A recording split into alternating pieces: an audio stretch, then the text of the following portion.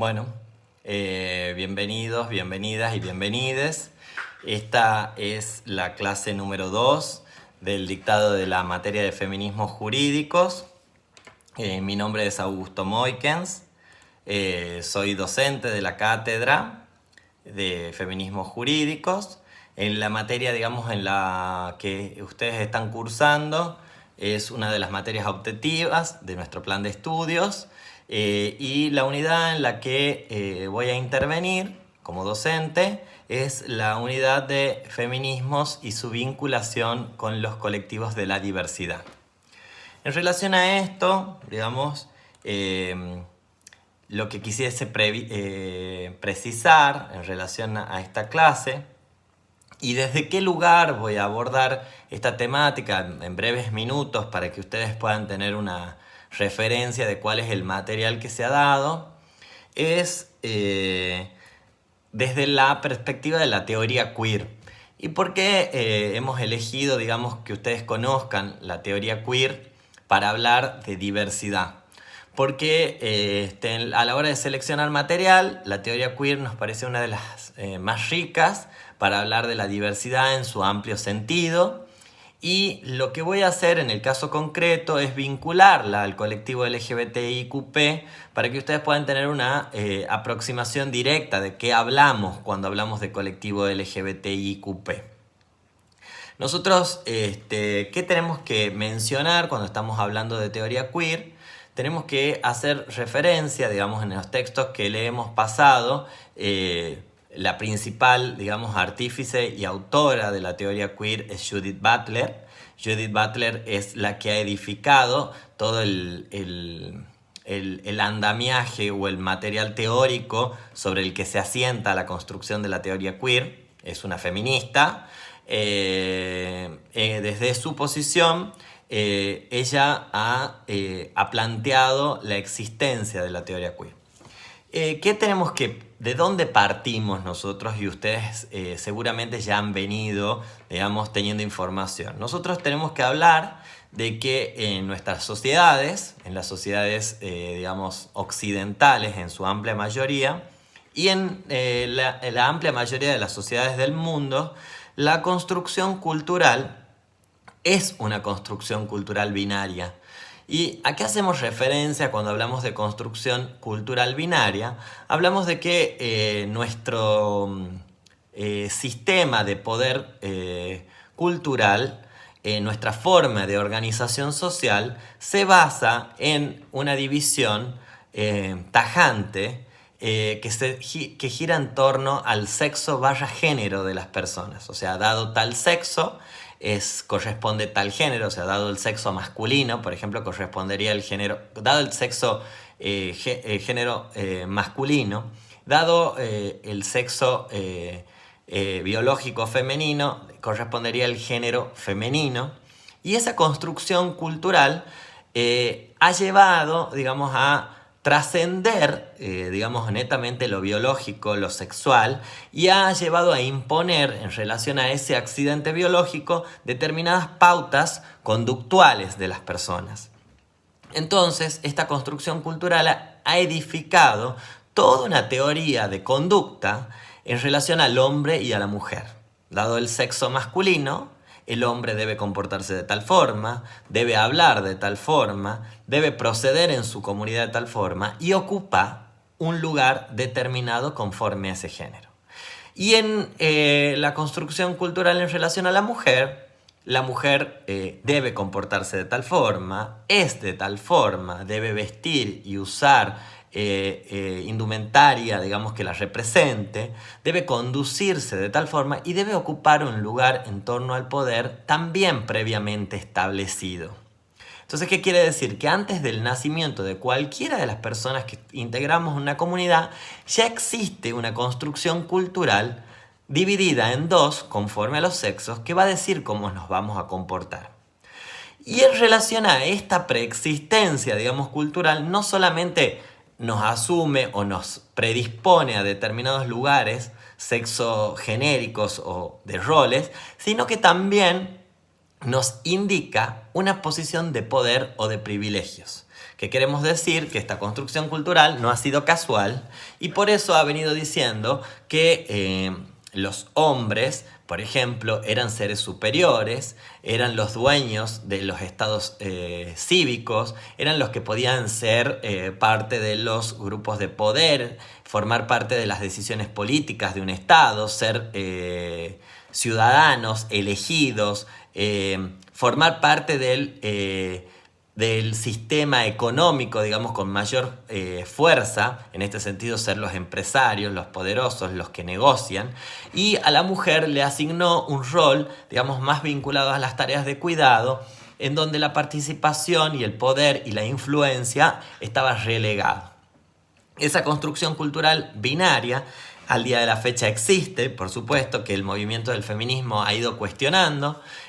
Ustedes ya han estado viendo en la introducción de estas unidades cómo han ido surgiendo los movimientos feministas, pero el feminismo no solamente ha luchado en contra de estas construcciones culturales, sino que también el colectivo de la diversidad ha tenido su aparición a partir de 1948, digamos en lo que se conoce digamos como la redada de Stonewall, en donde ha podido dar participación, cuenta de su existencia y de su visibilidad. A partir de eso, el movimiento LGBT, IQP, o sea, movimiento de la diversidad, de gays, lesbianas, travestis, transexuales, transgéneros e intersex, después voy a explicar brevemente qué estamos hablando de esas personas, han podido dar cuenta de su existencia y de sus reclamos. La teoría queer es una de las teorías que surge en la década de los 90, digamos, como una consecuencia lógica y una interpretación que hace el feminismo de la situación que se venía viviendo de asimetría en relación a los sexos y a los géneros. ¿Qué podemos decir y cuáles son los datos que desde la cátedra queremos priorizar para que ustedes tengan pleno conocimiento de qué estamos hablando cuando hablamos de teoría queer?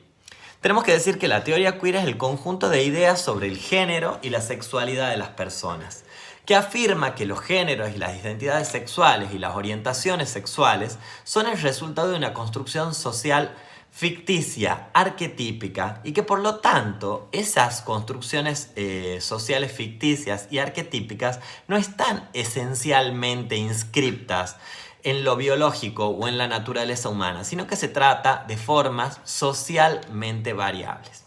Esa es la principal conceptualización que hace la teoría queer para venir a desarmar la teoría biologicista del orden social conforme a los géneros. ¿Qué quiere decir? Que es una construcción, que como toda construcción se hace en función a intereses, a posiciones dominantes en las culturas, y que ha venido a decir cómo se iba a ordenar. Pero por eso dice Judith Butler que es ficticia y que es arquetípica. ¿Qué quiere decir arquetípica y ficticia? Es porque no es real, que puede ser cuestionada, y es arquetípica porque marca arquetipos conductuales de las personas. Pero ella lo que dice, esto no está inscripto, no corresponde a la naturaleza de las personas, esto es socialmente variable, no todas las culturas se comportan de la misma manera conforme a los géneros y pueden establecerse serias diferencias. A partir de esto, nosotros tenemos que decir que al hablar de diversidad como un movimiento, digamos que está dentro de los movimientos que forman parte del feminismo, tenemos que definir quiénes son dentro de este espacio las sexualidades periféricas. Y ahí estaría, digamos, incluido todo el colectivo de la diversidad. Las sexualidades periféricas, para Judith Butler, son aquellas que traspasan la frontera de la sexualidad aceptada socialmente. Entonces dice Judith Butler, nosotros vivimos en una sociedad que la sexualidad, digamos, definida socialmente es heterosexual, es monógama, es entre personas de la misma edad y clase, con prácticas sexuales suaves, que rechazan el sadomasoquismo, por ejemplo, el intercambio de prácticas sexuales a cambio de dinero. Y ella pasa a decir que las sexualidades periféricas son aquellas que se basan en la resistencia a los valores tradicionales. Y al asumir que la transgresión es el precio que muchas veces se tiene que pagar para poder de alguna manera poner en visibilización, en su lugar, la expresión y manifestación de los deseos. O sea que el rechazo social es una de las consecuencias que las sexualidades periféricas, el colectivo de la LGBTI, ha tenido que pagar para poder asumir y afrontar su condición en nuestras comunidades. Esta es la descripción que hace Judith Butler en relación a estos estereotipos de sociedades culturales y binarias preestablecidas. ¿Qué podemos decir para ir mencionando e ilustrando las cosas que ustedes van a ir viendo en esta unidad? Que en respuesta a la marginación que está presente en todas las instituciones sociales, desde la familia hasta los espacios educativos y laborales, la teoría queer intenta cambiar el sentido de la injuria para convertirla en un motivo de estudio e incluso de orgullo. Así, ser diferente va a ser entendido y se va a tomar como una categoría de análisis para denunciar los abusos que se presentan desde la misma ciencia, ya que los textos científicos, dice Judith Butler estudiando, han sido por lo general elaborados por personas de género masculino, de raza blanca, de preferencia sexual heterosexual, de clase media y de religión cristiana. ¿Qué tenemos que decir nosotros respecto de esto? Y esto es muy notable. Si nosotros nos ponemos a hacer un análisis de cuándo se han incorporado en la academia las mujeres, tenemos que decir que datan del 1900 la incorporación, o sea, 2000 años de historia casi, para que las mujeres hayan podido incorporarse en los estudios académicos y de la universidad. Por eso no vamos a conocer muchísimos textos doctrinarios de fechas anteriores donde las autoras sean las mujeres. También lo mismo va a suceder con el colectivo de la diversidad, o sea, la permeabilidad y el estigma creados por las comunidades es lo que ha llevado a que en los estudios científicos el colectivo de la diversidad no haya tenido una participación tan protagónica, de resalto, evidente, fuera de los corsets y los oscurantistas que pretendían ocultar, digamos, las diversidades y hayan podido participar desde otro lugar en los estudios científicos. Por eso recién a partir de 1995 la Organización Mundial de la Salud quitó la homosexualidad de la nomenclatura de patologías mentales y así podemos hablar de un montón de ejemplos que recién van dando existencia de las categorías de diversidad, tanto gays, lesbianas, travestis, transexuales, recién a partir de 1990, estudios anteriores como los movimientos de liberación homosexual, pero todos recién a partir de 1968. Entonces, ¿qué tenemos que decir?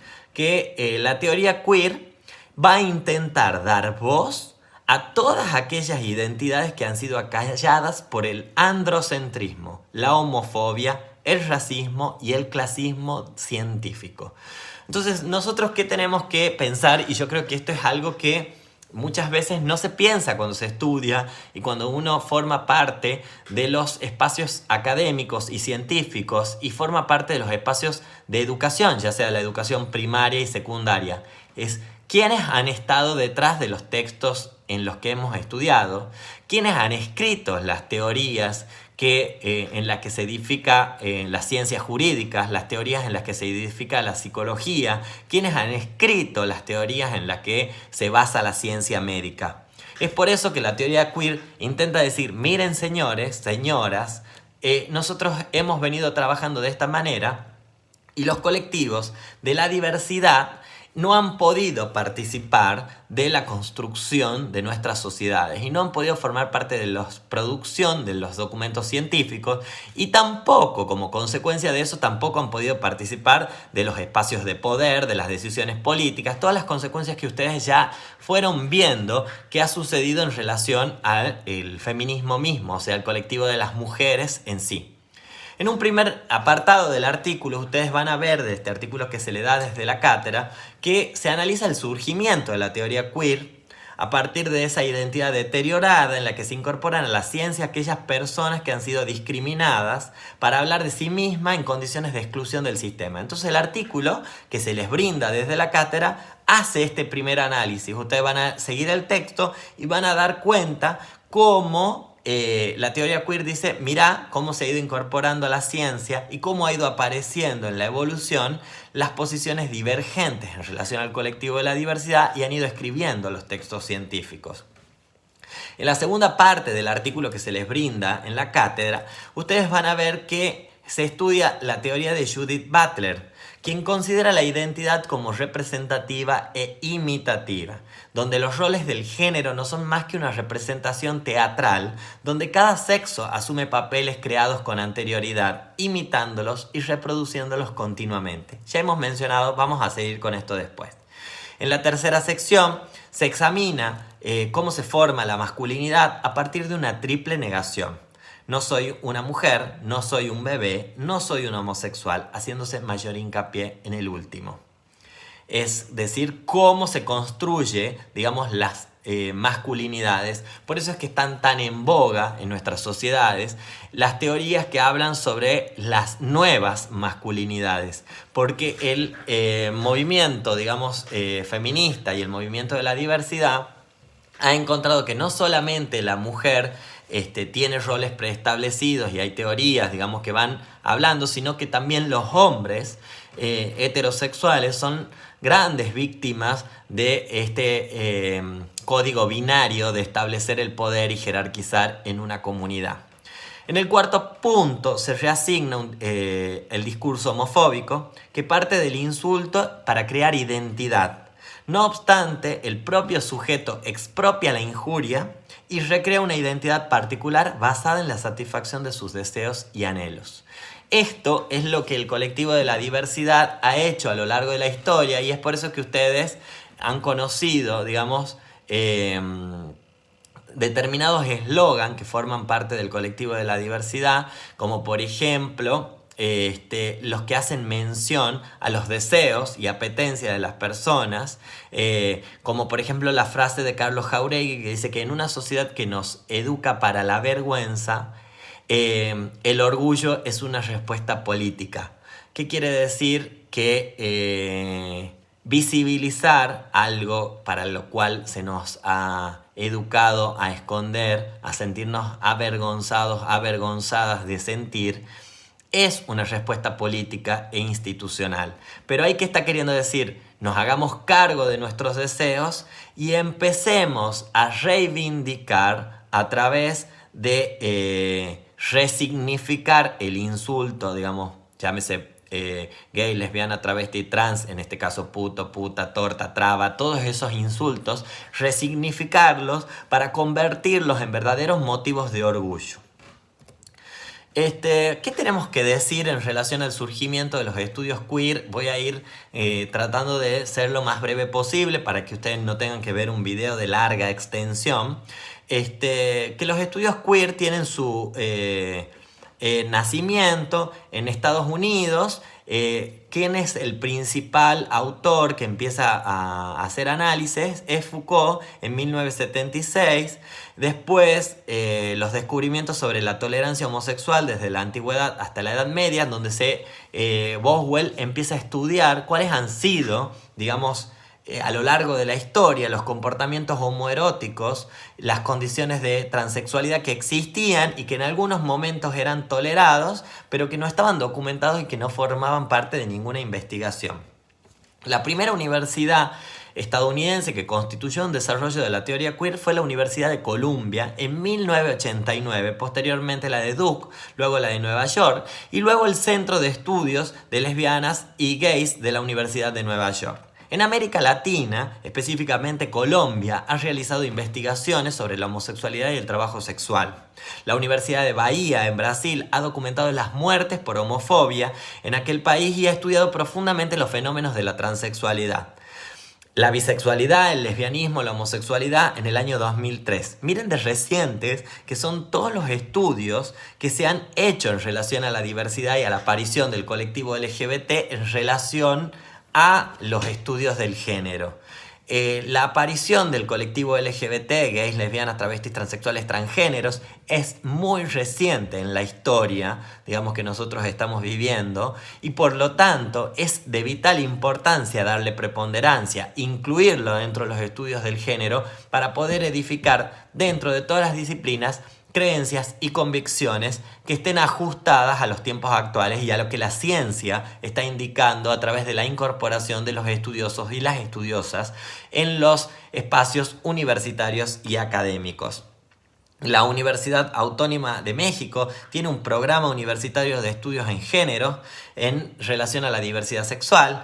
¿Qué tenemos que decir? Que la Universidad Nacional de Tucumán, precisamente la Facultad de Derecho, es una de las pioneras en relación a esto, por ejemplo en Tucumán, incorporando la Cátedra Libre de Género y Diversidad, el Observatorio de Género y Diversidad que tiene la Facultad de Derecho. Esta materia que ustedes pasan a tenerla como una optativa dentro del programa, en donde vamos a tratar y especificar cuestiones vinculadas a la diversidad.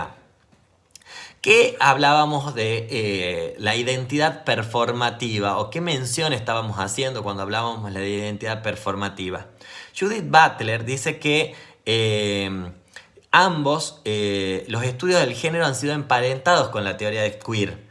Ambos discuten las identidades, mujeres en el primer caso, gays, lesbianas en el segundo, reformulando los nuevos procesos de identificación y diversificación en torno a la sexualidad.